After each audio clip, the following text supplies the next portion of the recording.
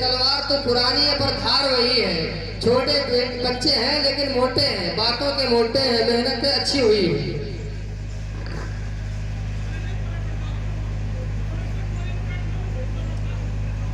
الحمد لله رب العالمين والصلاة والسلام على رسوله الأكرم وعلى آله وأصحابه المحترم. أما بعد, قال الله تعالى: أعوذ بالله من الشيطان الرجيم. بسم الله الرحمن الرحيم. اقرأ وربك الأكرم الذي علم بالقلم علم الإنسان ما لم يعلم. صدر محترم حضرات, اکابر دوستوں اور بھائیوں, کسی شاعر نے کہا ہے, علم و دولت ہے جو لٹتی نہیں, علم و دولت ہے جو لٹتی نہیں, خرچ کرنے سے کبھی گھٹتی نہیں. بے شک بے شک. محترم بزرگوں, روشنی کسے پسند نہیں, شب تاریک میں مہتاب, اندھیرے کمرے میں قمقمے کسے اچھے نہیں لگتے. ٹھیک ہے ہی بات, علم پر صادق آتی ہے. وہ کون سی چیز تھی جس نے آدم علیہ السلام کو فرشتوں سے افضل بنا دیا؟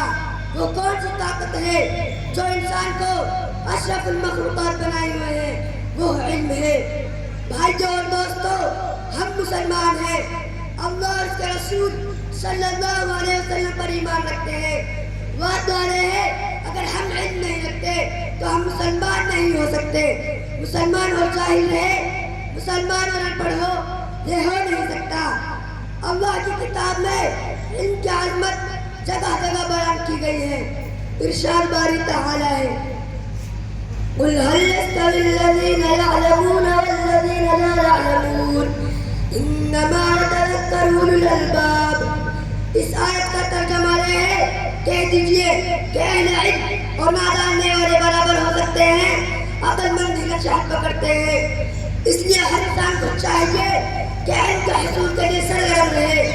اگر آپ دنیا میں علم حاصل کرتے ہیں تو دنیا میں بھی کامیاب رہتے ہیں, اور اگر دین علم حاصل کریں گے تو آخرت کی کامیابی آپ کا قدم چومے گی.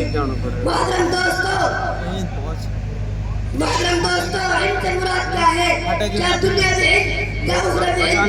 کہ علم کوئی بھی ہو انسان کو عزت دیتا ہے. انسان علم ہی سے کمال پاتا ہے. فوج لاؤ لشکر اور مال دولت ایسے واقعات عزت نہیں دیتے. اس لیے ہر انسان کو چاہیے کہ علم کے حصول کے لیے سرگرم رہے.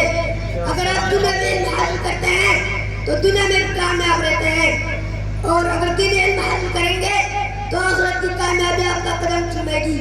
محترم دوستو, اگر آپ کچھ عقل والے ہیں, اگر آپ میں کچھ بھی دانشمند ہے تو علم کے حصول کے لیے دوڑے, خصوصاً دین علم حاصل کریں.